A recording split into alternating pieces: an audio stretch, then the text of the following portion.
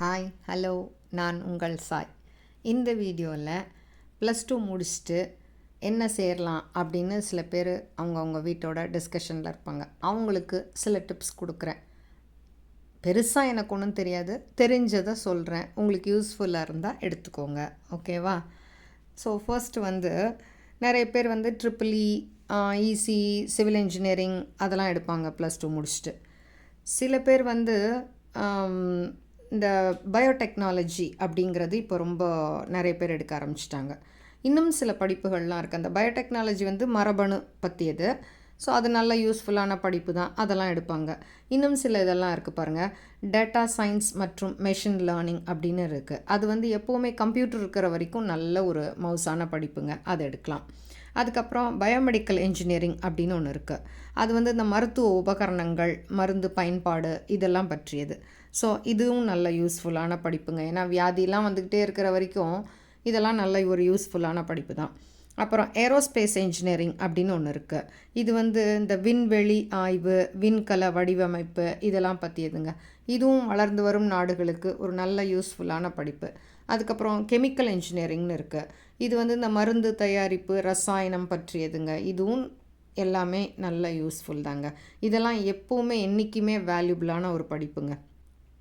So இதெல்லாம் போக இன்ஜினியரிங்கில் இதெல்லாம் இருக்குது. இதெல்லாம் போக நிறைய பேர் பிஎஸ்சி எடுப்பாங்க, பிஎஸ்சி அக்ரி எடுப்பாங்க. அது ஒரு நல்ல படிப்பு தான். அப்புறம் பிஎஸ்சி ஃபுட் அண்ட் நியூட்ரிஷன் ஒன்று இருக்குது.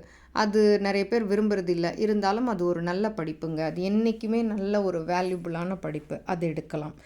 இது போக பிகாம் எடுப்பாங்க நிறைய பேர். BCom general, BCom computer application, BCom accounts and finance இதெல்லாம் எடுப்பாங்க. பிகாம் எடுக்கிறவங்களுக்கு ஒரு சின்ன டிப்ஸ் என்ன அப்படின்னா, பிகாமோடு சேர்த்து சைமல்டேனியஸாக சிஏ, சிஎம்ஏ, சிஎஸ் அந்த மாதிரி என்னமாவது படிச்சிங்கன்னா, ஒரு ப்ரொஃபஷ்னல் கோர்ஸ் ஒன்று எடுத்திங்கன்னா நல்ல ஒரு யூஸ்ஃபுல்லாக இருக்குங்க. பிகாம் சிஏ, சிஎம்ஏ எடுக்கிறவங்களுக்கு ரெகுலர் காலேஜில் போக முடியாது. ஸோ ஈவினிங் காலேஜ் போய்கிட்டு இதையும் சைமல்டேனியஸாக எடுத்துக்கிட்டிங்கன்னா ஒரு நல்ல ஒரு ப்ரொஃபஷ்னல் கோர்ஸு, நல்ல ஒரு வருமானம் வர்ற கோர்ஸு. ஸோ இதை எடுத்து படிக்கலாம். இதுக்கு மேலே என்னென்னா, நிறைய பேர் மெடிசன் போவாங்க. மெடிசன் படிக்க முடியாது அவ்வளோலாம் பணம் கட்டி அப்படின்னு நினைக்கிறவங்களுக்கு பேராமெடிக்கல் கோர்சஸ் நிறைய இருக்குங்க. பேராமெடிக்கல் கோர்சஸில் டயாலிசிஸ் டெக்னாலஜி அப்படின்னு ஒன்று இருக்குது. அப்புறம் கார்டியாக் கேர் டெக்னாலஜின்னு ஒன்று இருக்குது. கிரிட்டிக்கல் கேர் டெக்னாலஜி இருக்குது. ரேடியாலஜி இருக்குது. ஃபிசியோதெரப்பி இருக்குது. அதுக்கப்புறம் மெடிக்கல் லெபார்ட்ரி அதெல்லாம் இருக்குது. ஸோ அந்த லெபார்ட்ரி டெக்னாலஜியெல்லாம் நல்ல ஒரு யூஸ்ஃபுல். ஏன்னா ஹாஸ்பிட்டல்லாம் கட்ட டெக்னீஷியன்ஸ் எல்லாத்துக்குமே தேவை.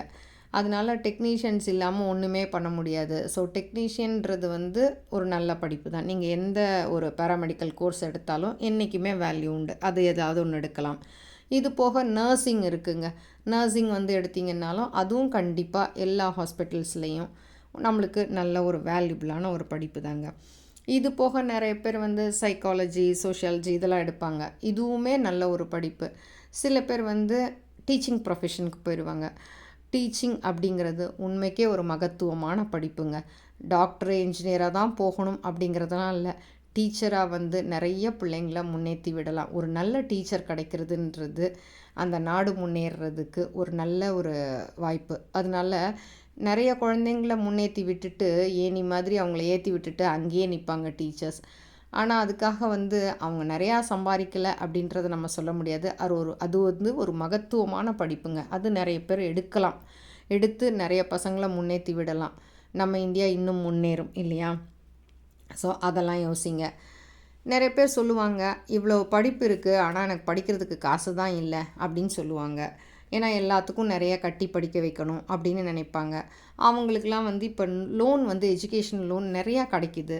ஸோ லோன் அப்ளை பண்ணுங்கள், வாங்குங்க, படிங்க, திருப்பி ரீபே பண்ணுங்கள் லோனை. அந்த மாதிரி ஒரு ஆப்ஷன் இருக்குது, யூஸ் பண்ணிக்கங்க. இதுவுமே லோனு கிடைச்சாலுமே சில பேர் சொல்லுவாங்க, எனக்கு படிப்பு மண்டையில் ஏறலை அப்படின்னு சொல்லுவாங்க. அவங்களும் கவலைப்பட வேண்டாம். படிப்பு ஏறலைன்னா என்ன வளம் இல்லை நம் தாய் திருநாட்டில் சொல்லுங்கள், எல்லாமே இருக்குது. ஸோ ஏதாவது வியாபாரம் பண்ணுங்கள், நிறையா சம்பாதிங்க. எனக்கே தெரிஞ்ச ஒரு பையன் +2 தான் முடிச்சிருக்கான். ரொம்ப வறுமை.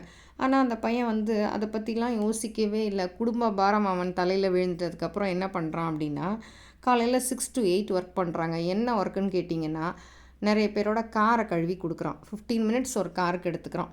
காலையில் அந்த 6லேருந்து 8 வரைக்கும் சைக்கிள் எடுத்துக்கிட்டு ஒரு வீடு வீடாக போயிட்டு டாக்டர்ஸ் இன்ஜினியர்ஸ்லாம் காலையில் ஹரிபரியாக கிளம்புறவங்கலாம் காரை துடைக்க முடியாதுன்ட்டு இவன்கிட்ட கொடுத்துட்றாங்க.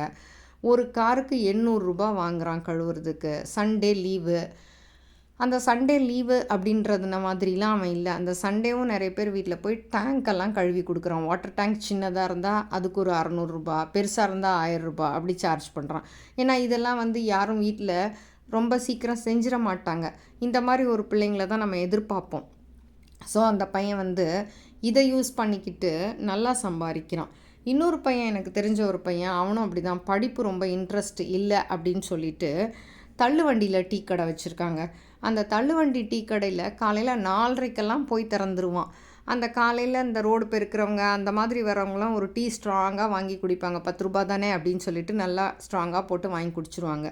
ஸோ அது வீட்டில் போட்டு குடிக்க முடியாமல் டக்குன்னு இப்படி குடிச்சிட்டு போகிறவங்க நிறைய பேர் இருக்கிறாங்க. இந்த மெடிக்கல் ரெப் இந்த மாதிரி அவங்க வண்டியில் போகிறவங்களாம் டக்குன்னு அங்கே நிறுத்தி ஒரு டீ கடையில வாங்கி குடிச்சிட்டு போவாங்க. ஸோ அவங்களுக்குலாம் அந்த 10 ரூபான்றது டக்குன்னு தெரியாது, குடிச்சிட்டு போய்கிட்டே இருப்பாங்க. ஆனால் இந்த பையனுக்கு அந்த பையனை நான் விசாரித்த அளவில் அந்த பையன் சொல்கிறான், அவனோட செலவுகள்லாம் போக 40,000 42,000 வருமானம் வருது, மிச்சமாகுது அப்படின்னு சொல்கிறான். ஒரு தள்ளுவண்டியில் டீ கடை வச்சே அவனுக்கு இவ்வளோ கிடைக்குது அப்படிங்கும்போது அவனோட ஹார்ட் ஒர்க், அவனுக்கு படிப்பு மண்டையில் ஏறலைன்னா கூட அவனோட ஹார்ட் ஒர்க் நல்லா யூஸ் ஆகுது. ஸோ படித்து முன்னேறுங்க. இல்லையா, இந்த மாதிரி நிறைய தொழில் இருக்குது, எப்படி வேணாலும் முன்னேறலாம் இல்லையா? நல்ல வழியில் முன்னேறினா நல்லது தானே. யோசிங்க. இந்த வீடியோ உங்களுக்கு பிடிச்சிருந்தா லைக் பண்ணுங்கள், ஷேர் பண்ணுங்கள், சப்ஸ்கிரைப் பண்ணுங்கள். மீண்டும் நல்ல ஒரு டாப்பிக்கோட நெக்ஸ்ட் வீடியோவில் உங்களை மீட் பண்ணுறேன். இந்த டிப்ஸ் எல்லாம் உங்களுக்கு யூஸ் ஆகியிருந்தால் எனக்கு ரொம்ப சந்தோஷம். பாய். அன்புடன் சாய்.